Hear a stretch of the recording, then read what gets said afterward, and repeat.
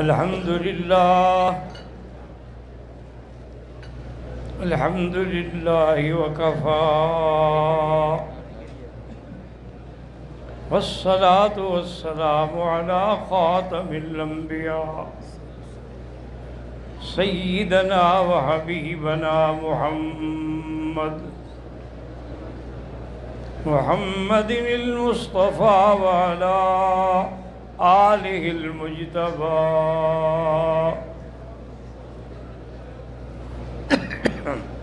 وأصحابه النجبى. اللهم صل على سيدنا محمد النبي الأمي الهاشمي وعلى آله وأصحابه نجوم الهدى. أما بعد فقد قال الله تبارك وتعالى في القرآن المجيد والفرقان الحميد: أعوذ بالله من الشيطان الرجيم. بسم الله الرحمن الرحيم. يا أيها الذين آمنوا اتقوا الله حق تقاته ولا تموتن إلا وأنتم مسلمون. قال النبي صلى الله عليه وسلم: لا فضل لعربي على عجمي ولا لعجمي على عربي إلا بدين وتقوى. إن أكرمكم عند الله أتقاكم، أو كما قال النبي صلى الله عليه وسلم. صدق الله العلي العظيم وصدق رسوله النبي الكريم، ونحن على ذلك من الشاهدين ومن الشاكرين، والحمد لله رب العالمين. برادران اسلام، اللہ کی توفیق سے دروس حرم کے اندر سابقہ درس جو ہے ہم نے وہ توبہ کی فضیلت کے بارے میں دیا تھا، اور آج جو میں نے آیت پڑھی ہے اس آیت کا تعلق ہے تقوی سے، کہ قرآن مجید میں کئی مقامات پر یہ لفظ آیا ہے تقوی کا: ان اکرمکم عند اللہ اتقاکم. دوسرے مقام پہ فرمایا اولئک الذین امتحن اللہ قلوبہم للتقوی، صحابہ کے بارے میں. وَأَلْزَمَهُمْ كَلِمَةَ التَّقْوَى أَحَقَّ بِهَا أَهْلَهَا. اور اسی طرح ارشاد فرمایا کہ وَمَن يَتَّقِ اللَّهَ يَجْعَل لَّهُ مَخْرَجًا وَيَرْزُقْهُ مِنْ حَيْثُ لَا يَحْتَسِبُ. تقوی کا معنی یاد رکھیں کہ یہ ہے کہ تمام خیالات فاسدہ سے ہٹ کر صرف اسی کا خیال ہو، اور ہر مشتبہ چیز سے بچنے کی کوشش کریں. صحیح حدیث میں ہے کہ حضور صلی اللہ علیہ وسلم اپنے گھر تشریف لائے تو آپ کے بستر پہ ایک دانہ کھجور کا پڑا تھا. حضور نے فرمایا کہ مجھے غرض بھی تھی، ضرورت بھی تھی، خواہش بھی تھی، لیکن میں اس بات سے ڈر گیا کہ اللہ جانے یہ صدقے کی کھجور ہو، زکوٰۃ کی ہو، میں کیسے کھاؤں؟ تو ایک دانہ کھجور سے بچنے کے لیے آپ نے وہ نہیں کھائی۔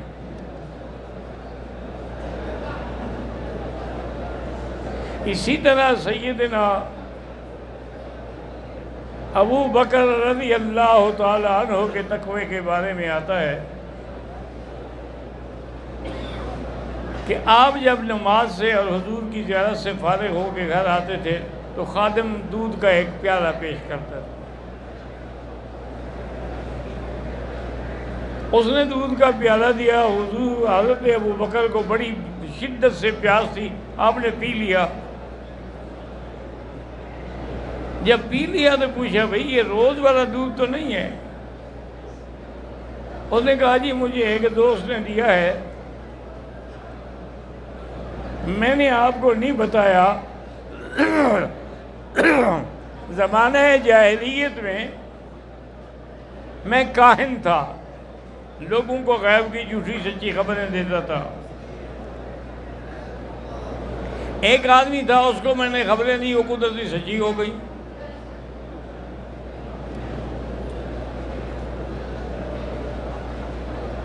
تو آج اتفاق سے ملا تو اس نے مجھے پیالہ دودھ کا دیا کہ بھی یہ لے جاؤ۔ حضرت ابو بکر اتنے گھبرائے، انہوں نے کہا پہلے نہیں بتایا تم نے؟ میں کہا حضور آپ نے پوچھا نہیں۔ تو اپنے حلق میں انگلی ڈال کے کرتے کرتے کرتے یہ کیفیت ہو گئی کہ وہ غلام کہتا ہے مجھے ڈر ہو گیا کہ حضرت ابو بکر کہیں فوت ہی نہ ہو جائے اسی حالت میں۔ اور اس کے بعد انہوں نے کہا کہ یا اللہ جتنا میرے بس میں تھا میں نے نکال دیا، لیکن جو رگوں میں چلا گیا ہے اس کو آپ معاف کریں۔ یہ کمال تھا تقوی کا۔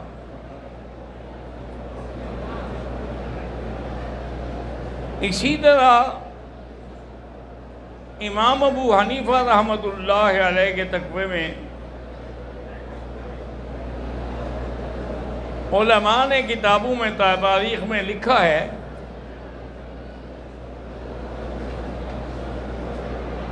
کہ اس علاقے میں جہاں آپ تھے ایک بکری چوری ہو گئی۔ حضرت چرواہوں کے پاس گئے، بھی ایک بکری کی عمر کتنا ہوتی ہے؟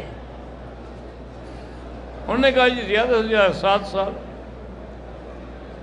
تو اپنے ملازم کو بلایا کہ 7 سال تک کسی بکری کا گوشت نہ لینا، ہو سکتا ہے وہی چوری والی ہو۔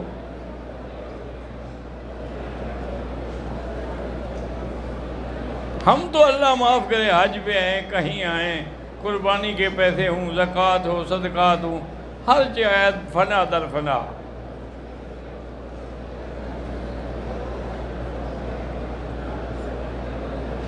تو حضرت نے 7 سال تک احتیاط کی۔ امام احمد بن حنبل رحمۃ اللہ علیہ، ان کے خادم نے روٹی رکھی، آپ نے حیران ہو کے دیکھا بھی آج تو روٹی خمیر ہی ہے، خمیر والی ہے، ہمارے ہاں تو خمیر والی ہوتی نہیں، بھئی یہ کیسے؟ انہوں نے کہا حضرت میں خمیر آپ کے بیٹے صالح کے گھر سے لایا ہوں۔ انہوں نے کہا تمہیں پتہ نہیں ہے کہ میرا بیٹا قاضی ہے، اس کے گھر کی میں کوئی چیز نہیں لیتا، یہ میں نہیں لیتا۔ انہوں نے کہا حضرت پھر میں کیا کروں؟ آپ نہیں کھاتے میں بھی نہیں کھاتا۔ انہوں نے کہا جا کسی سائل کو دے دو۔ اللہ کی شان ہے کوئی سائل بھی نہ آیا کئی دن، وہ روٹی خشک ہو گئی۔ تو اس نے آ کے پوچھا کہ حضرت کوئی سائل نہیں آیا؟ فرمایا جا کے دریا میں ڈال دو۔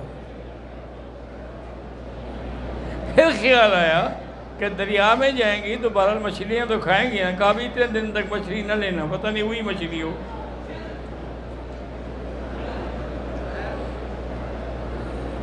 اللہ تبارک و تعالی رحمت کرے۔ اسی طرح تاریخ میں ہے کہ بستی گیلان اصل میں کہتے ہیں جیلان کو، جس سے حضرت عبد القادر جیلانی ہیں، یہ بھی اسی جیلانی بستی سے تھے، لیکن کتابوں میں اس کا نام گیلان لکھا جاتا ہے۔ ایک صالح متقی پرہیزگار نوجوان تھا، وہ ایک دن ایک نہر کے کنارے جا رہا تھا، روزے کے ساتھ تھا، افطار کا وقت قریب آ گیا، اس کے بعد کچھ نہیں تھا کس چیز سے افطار کرے۔ انہوں نے کہا ٹھیک ہے الحمدللہ وسیع دریا سے پانی پی لوں گا اور کیا ہے۔ اچانک نظر پڑی تو دیکھا کہ ایک سیب بڑا خوبصورت جو ہے وہ تیرتا آ رہا ہے۔ چونکہ بھوک کا تقاضا تھا، جلدی سے آپ نے اسے پکڑا اور کھا لیا۔ جب سیب کھا لیا تو پھر خیال آیا ابھی میں نے کس کا سیب کھایا ہے۔ اسی راستے سے اسی کنارے سے چل پڑے، آگے جا کے دیکھا کہ ایک باغ ہے اور اس کے درخت جو ہیں وہ دریا کی طرف جھکے ہوئے ہیں اور سیبوں کے درخت ہیں۔ انہوں نے کہا لازماً اسی کا سیب ہے۔ باغ کے اندر گئے، ایک بوڑھا آدمی بیٹھا تھا، اس کو سلام کیا، سارا واقعہ سنایا، جی میں ایسے کھا بیٹھا ہوں غلطی سے۔ انہوں نے کہا بیٹا میں تو نوکر ہوں، میں تو رکھوالا ہوں باغ کا، میں مالک نہیں ہوں، لیکن میں آپ کو بتاتا ہوں کہ 40 سال سے میں نے اس باغ کا کوئی دانہ نہیں چکھا۔ اس کے مالک جو ہیں 2 بھائی ہیں، فلاں جگہ رہتے ہیں، ان سے جا کے بخشواؤ، میں تو کوئی مالک نہیں ہوں۔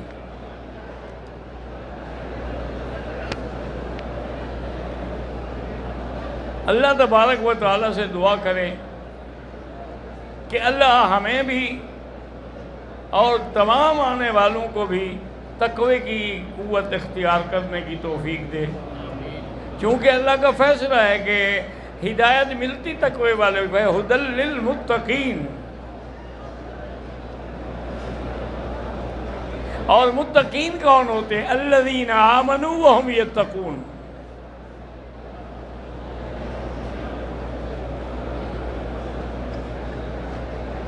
اب جناب یہ ہے کہ وہ پہنچ گیا مالک کے پاس، اس کو سارا قصہ سنایا۔ انہوں نے کہا بھی دیکھو ہم 2 بھائی حصے دار ہیں، آدھا حصہ تو میں تمہیں معاف کرتا ہوں، باقی میرا بھائی جو ہے نا وہ فلاں جگہ رہتے، اس سے اس کا حصہ معاف کرواؤ، وہ تو میں نہیں کر سکتا۔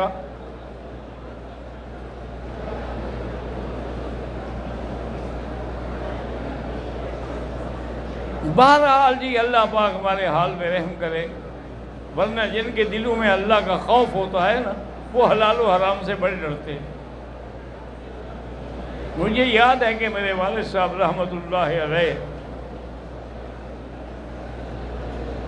حضرت مولانا خیر محمد صاحب حرم میں درس الحمدللہ 40 سال درس دیا انہوں نے۔ میں ساتھ بیٹھا ہوا تھا، ایک آدمی آیا،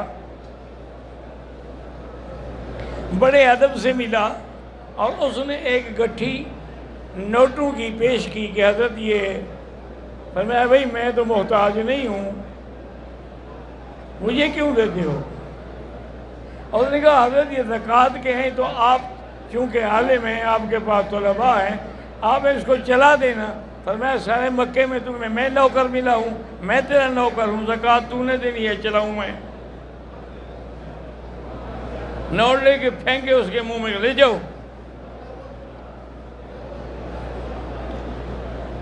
اتنا احتیاط کرتے تھے کہ اگر کسی نے کچھ دے بھی دیا نا تو باب ملک عبدالعزیز سے عام طور پہ گزرتے تھے، اس وقت رہائش ان کی جو تھی وہ محلہ جیاد میں تھی، وہاں کھڑے ہو جاتے، لازمی کوئی مسکین ہے آ جاتے، جو کچھ ہوتا ان کو دے کے فارغ ہو کے پھر گھر جاتے۔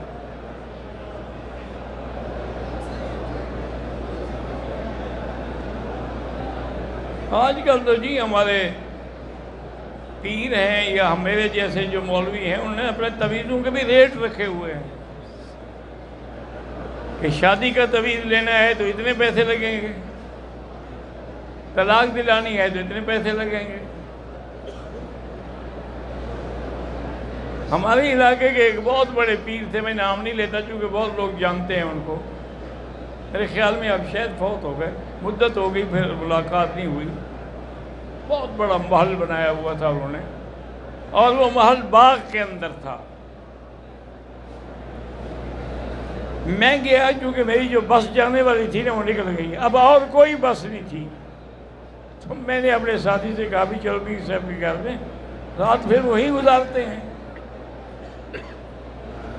اب بس تو ملے گی نہیں کوئی۔ آیا تو باغ میں نے دیکھا کہ ہر درخت کے نیچے 2-3 نوجوان بیٹھے ہیں اور لکھ رہے ہیں۔ میں نے کہا یہ کیا ہے؟ انہوں نے کہا جی طویل لکھ رہے ہیں۔ پیر صاحب کو بھی پتہ لگا تو آئے، خیر مجھے ملے، بڑی محبت سے گھر لے گئے۔ میں نے کہا حضرت یہ کیا تماشا ہے؟ لوگوں کو طویل لکھوا دے، سکول کے بچوں سے ہو۔ انہوں نے کہا مکی صاحب میں کتنے طویل لکھوں گا، 200-300 آدمی روز آتا ہے طویل لینے کے لیے، تو یہ لے کے میں رکھ دیتا ہوں، ہر کام کے لیے یہی طویل ہے، بس میں نے ہاتھ لگا دیا کام ہو گیا۔ اور اس نے کہا مکی صاحب آپ دیکھیں اگر 1000 آدمی ہو تو 10 کا تو اللہ کے یہاں کام لکھا ہوگا تو اس کا تو ہو جائے گا نا، تو جن کا ہو جاتا ہے وہ ہمارا مرید پکا ہو گیا، اور جن کا نہیں ہوتا ہم کہتے ہیں تم وہابی ہو، مولوی مکی کی تقریریں سنتے ہو۔ آج کل تو یہ حال ہے، انا للہ و انا الیہ راجعون۔ اس کے پاس گئے، اس کو حال سنایا، وہ کچھ سخت آدمی تھے۔ انہوں نے کہا کہ بھائی بات یہ ہے کہ میں تو معاف کروں گا، میری 2 شرطیں ہیں۔ ایک شرط یہ ہے کہ 1 سال تک میری بکریاں چراؤ، دوسری شرط جو ہے وہ میں بعد میں بتاؤں گا جب یہ پہلی پوری ہو جائے گی۔ انہوں نے کہا جی ٹھیک ہے، میں یہ نہیں چاہتا کہ بغیر اجازت کا مال کھایا ہوا پیٹ میں لے کے قیامت پہ اللہ کے دربار میں جاؤں۔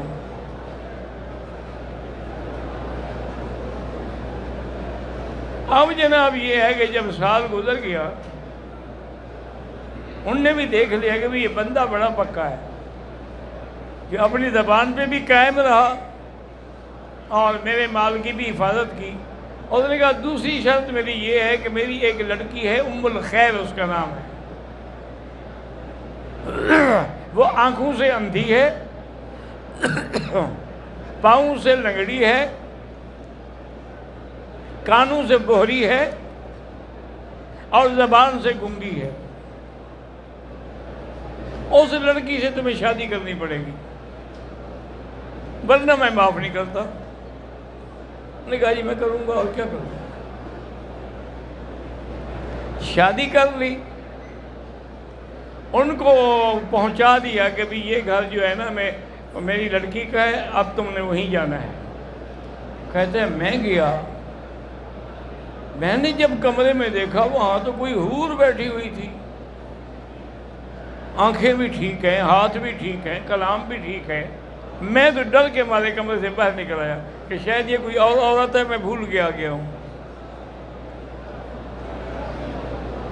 صبح کو آ کے انہوں نے پوچھا کہ بھائی میری بیٹی کے ساتھ کیسے گزری؟ انہوں نے کہا جی میں نے تو ہاتھ ہی نہیں لگایا، کیونکہ آپ نے تو کہا تھا کہ وہ اندھی ہے، وہ تو آنکھوں والی تھی، آپ نے کہا تھا بہری ہے، لنگڑی ہے، گنگی ہے۔ انہوں نے کہا اللہ کے بندے، اندھی کا معنی یہ تھا کہ اس نے آج تک کسی غیر کی شکل نہیں دیکھی، لنگڑی کا معنی یہ تھا کہ وہ اپنے گھر سے باہر چل کے کہیں نہیں گئی، گنگی کا معنی یہ تھا کہ اس نے کسی غیر مرد سے بات تک نہیں کی۔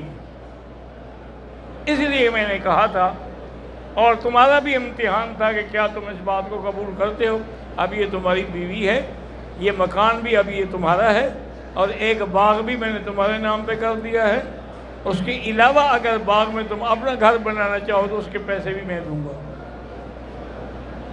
تو اس نے ایک سیب کا تقیہ کیا، تقویٰ کیا، تو اس کو اللہ نے اتنے بڑے انعامات سے نواز دیا۔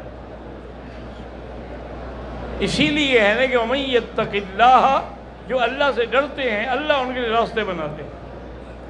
يَجْعَلْ لَهُ مَخْرَجًا وَيَرْزُقْهُ مِنْ حَيْثُ لَا يَحْتَسِبُ وَمَن يَتَوَكَّلْ عَلَى اللَّهِ فَهُوَ حَسْبُهُ۔ تو اسی لیے یاد رکھیں کہ اب آپ حج پہ آئے ہیں، سب سے بڑی چیز ہے کہ تقوی اختیار کرو۔ نماز ہے، روزہ ہے، حج ہے، زکوٰۃ ہے، اگر تقوی نہیں ہے تو پھر اس کا فائدہ کوئی نہیں ہے۔ ایسے تو پتہ نہیں کتنے حاجی آتے ہوں گے۔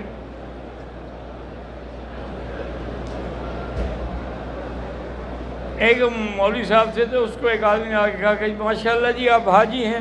انہوں نے کہا جی حاجی آپ ہوں گے، میں تو پاجی ہوں۔ من ترا پاجی بگو یم تو مرا پاجی بگو۔ اللہ تبارک و تعالیٰ کے اب مسائل کو سمجھیں کہ جتنے دن اللہ آپ کو حرمین میں رکھنے کی توفیق دے، ہر حاجی پر یہ ضروری ہے کہ ایک قرآن ختم کرے، اور کوئی مشکل بھی نہیں۔ ایک قرآن مکے میں ختم کرے، ایک قرآن مدینہ پاک میں ختم کرے، اور دوسرا جتنے دن اللہ توفیق دے، فرض نماز تو فرض ہے، نوافل بھی پورے کرنے کی کوشش کریں۔ باقی ایک بات یاد رکھیں کہ یہاں جو نمازیں پڑھائی جاتی ہیں فرض، وہ اول وقت میں ہوتے ہیں۔ ہمارے علاقوں میں، ہمارے ملکوں میں، پاکستان میں، ہندوستان میں، بنگلہ دیش میں، افغانستان میں جہاں حنفیت ہے، وہاں وہ آخری وقت میں نماز پڑھتے ہیں۔ ویسے دونوں یہ وقت جو ہیں حضور نے تعلیم فرمائے ہیں۔ اللہ نے جبریل علیہ السلام کو بھیجا، جبریل امام بنے اور حضور مقتدی بنے۔ اس کو بزرگ کہتے ہیں کہ تعلیم الاکابر من الاصاغر، کہ کبھی بڑا بھی چھوٹے سے پڑھتا ہے۔ اب حضور کا شان کہاں اور جبریل کہاں، لیکن دین سیکھنا تھا۔ اس نے 5 نمازیں اول وقت میں پڑھائیں اور 5 نمازیں جو ہیں وہ آخر وقت میں پڑھائیں، اور فرمایا کہ یہ اوقات ہیں، ان کے درمیان جو ہے وہ وقت ہے۔ اس کی مثال مثلا یوں سمجھ لیں کہ ظہر کی نماز کا وقت جو ہے وہ زوال کے بعد سے شروع ہوتا ہے، اور اس کو عصر سے پہلے پہلے وہ ختم ہوتا ہے۔ تو جو اول وقت میں پڑھیں گے ان کا بھی ایک یعنی اچھا ارادہ ہے کہ بھئی ہم نماز پڑھ لیں، خدا نہ خواستہ موت آ جائے، نماز رہ جائے، لہذا اول نماز تو ادا کریں نا۔ اور امام شافعی رحمۃ اللہ علیہ، امام احمد بن حنبل رحمۃ اللہ علیہ، ان کے نزدیک جمع بین الصلاتین ہے۔ مقصد ہے کہ اگر سفر میں ہیں تو ظہر اور عصر ملا کے پڑھ لیں، پھر مغرب اور عشاء ملا کے پڑھ لیں۔ لیکن امام ابو حنیفہ رحمۃ اللہ علیہ وہ اس بات کے قائل نہیں۔ وہ کہتے ہیں کہ بھی نماز جو ہے ان الصلاۃ کانت للمؤمنین کتابا موقوتا، و تعیین ہے، موقوت معین۔ لہذا وہ فرماتے ہیں کہ حقیقی جمع جو ہے وہ تو مزدلفہ میں ہے، وہاں حقیقی جمع ہے کہ آپ جب بھی پہنچیں گے پہلے مغرب پڑھیں گے پھر عشاء پڑھیں گے، نہ راستے میں پڑھیں گے نہ عرفات میں پڑھیں گے۔ اس کے علاوہ امام صاحب فرماتے ہیں کہ اگر جمع کرنا ہو تو اس کی صورت یہ ہے کہ ظہر کو لیٹ کر دیں، آخر وقت میں پڑھیں، فارغ ہو کے 5-10 منٹ کے بعد عصر کا وقت ہو جائے گا پھر عصر پڑھ لیں۔ تو دونوں نمازیں اپنے وقت میں بھی ہوں گی اور جمع بھی ہوں گی۔ اور وہ بھی حدیث پاک ہے کہ حضور سفر میں تھے، صحابہ نے کہا الصلاۃ یا رسول اللہ، حضور نماز کا وقت ہو گیا، فرمایا الصلاۃ امام حکم آگے چلو۔ پھر کافی دیر گزر گئی، پھر صحابہ نے یاد دلایا، آپ نے فرمایا اور آگے چلو۔ پھر تیسری دفعہ یاد دلایا، آپ نے فرمایا اللہ کے بندے کہ شدت الحر جو ہے من فیح جہنم، ابردو، اس کو ٹھنڈا کر کے پڑھو۔ لہذا آپ نے ظہر کی نماز آخر وقت میں پڑھی، عصر کی نماز اول وقت میں پڑھی۔ تو اس طرح یہ جمع گو جمع سوری ہے لیکن جمع ہے۔ اور اسی طرح نوافل جو ہیں یاد رکھیں ویسے تو آدمی سارا دن ساری رات بھی نفل پڑھتا رہے، لیکن 4 جو ہیں وہ بڑی اہم ہیں۔ ایک تو تہجد ہے، اس کا افضل وقت یہ ہے کہ رات کے آخری حصے میں پڑھیں، لیکن اگر آخری حصے میں پڑھنے کا یقین نہ ہو، نیند نہیں کھلے گی، کوئی نہیں اٹھ، تو پھر عشاء کے بعد فوراً بھی پڑھ سکتے ہیں، وہ بھی تہجد شمار ہوگی۔ یعنی نیند کو چھوڑ کے تہجد پڑھنا، یہ بھی تہجد ہے۔ اور دوسرا ہے اشراق۔ اشراق کیا ہے کہ جب سورج طلوع ہو جائے اس کے 10 منٹ کے بعد وقت شروع ہوتا ہے۔ بہت سارے ہمارے حاجی بھائی یہاں گھڑیاں دیکھتے ہیں، ان پہ شروق لکھا ہوتا ہے، تو وہ شروق شمس ہے، سورج نکلنے کا وقت ہے، اشراق کا وقت نہیں ہے۔ وہ اشراق کا وقت اس سے 10 منٹ بعد ہے۔ اس میں یہ ہے کہ 2 رکعت پڑھیں، 4 رکعت پڑھ لیں۔ اسی طرح یاد رکھیں کہ اوابین ہیں جو مغرب کے بعد ہیں، یہ نوافل ہیں جن پر مداومت کریں، کوشش کریں کہ جتنے دن مکہ مدینے میں ہیں فرض نماز نہیں، آپ کی نفل بھی قضا نہ ہو۔ اور بعض اوقات یہ بھی کوشش کریں کہ نفل پڑھنے کے بجائے جو نمازیں قضا ہو چکی ہیں ان کی قضا ادا کرتے رہیں، تو اس میں ثواب بھی زیادہ ہوگا اور آپ کی جو نمازیں رہ گئیں وہ بھی ادا ہو جائیں گی۔ اور ہر چیز میں اخلاص ہو۔ یہ نہیں ہے کہ آپ نماز پڑھ رہے ہیں، جیسے حضرت شیخ سعدی رحمۃ اللہ نے لکھا ہے کہ بس زبان تسبیح ہو در دل گاؤ خر، کہ زبان پہ تو تسبیح ہو لیکن اندر کھوتے کھڑا ہے، گدھا بندھا ہوا ہے۔ نماز جب پڑھیں تو خالص اللہ کے لیے ہو، اور اللہ کی طرف ہی توجہ، ادھر ادھر نہیں ہونی چاہیے۔ قرآن پڑھیں، نماز پڑھیں، مزدلفہ جائیں، مینا جائیں، عرفات جائیں، یہ ایسے مواقع ہیں کہ جس گھر پر نظر پڑے تو دعا منظور ہوتی ہے۔ جب آدمی باہر سے آتا ہے اور کعبۃ اللہ پہ اول نظر پڑتی ہے تو جو دعا مانگے گا وہ قبول ہوگی۔ اور اس کے بعد یہ بھی دعا آئی ہے کتابوں میں، اللہم زد بیتک ھذا تشریفا و تکریما و تعظیما و وہابۃ و برا و تقوی، زد من کرمہ و حجہ۔ تو اللہ تبارک و تعالیٰ کے گھر پہ نظر پڑنے سے دعا منظور ہوتی ہے، اور ملتزم پہ جو بھی دعا مانگی جائے منظور ہوتی ہے۔ مقام ابراہیم کے پیچھے جو بھی دعا مانگی جائے منظور ہوتی ہے۔ صفا پہ کھڑے ہو کر جو بھی دعا مانگیں منظور ہوتی ہے۔ مروہ پہ کھڑے ہوں۔ اور اسی طرح یاد رکھیں کہ جو لوگ حج سواری پہ کریں گے ان کو تو حرم کی نیکیاں ملیں گی، لیکن جو پیدل جائے گا تو اس کو 700 حرم کی نیکی ملے گی۔ ایک ایک قدم پر 700 حرم کی نیکی۔ حرم کی نیکی 1 لاکھ کے برابر ہے، تو 700 سے ضرب دے دے اس کو۔ اس لیے اللہ تبارک و تعالی تمام آنے والوں کو تقوی کے ساتھ زندگی گزارنے کی توفیق عطا فرمائے۔ وما علینا الا البلاغ۔